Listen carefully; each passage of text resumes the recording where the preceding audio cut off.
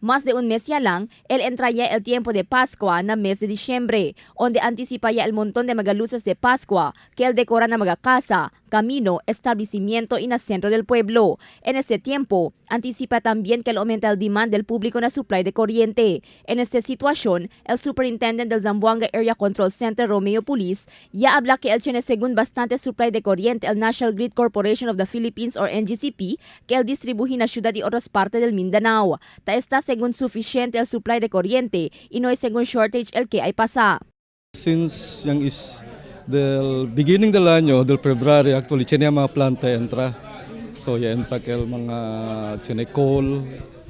So, actually, by September gani, actually, kila pasado semana, cuando tayo entra kel otro planta, making ano pa lang, testing pa lang, pero tang contribute ya. So, September, grande latong capacity, tang meet ya todo requirement del whole Mindanao.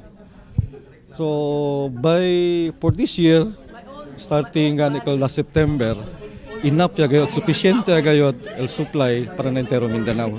Principiando según el mes de febrero este año, ya principia según entra mga nuevo planta de coal. Del mes de septiembre, cuando principia el testing, ya principia según este contribuye para el aumento de energía, razón para poder meet el NGCP con el requerimiento de energía para el entero Mindanao. Según pa que principiando pa lang na mes de noviembre, el principia subir el demand na energía na Mindanao. Este por causa que mayoría del mga planta y factoría, el ta doblaya di ila esfuerzo para producir mga produkto, siguiendo el alto demand di este na mes de Pascua.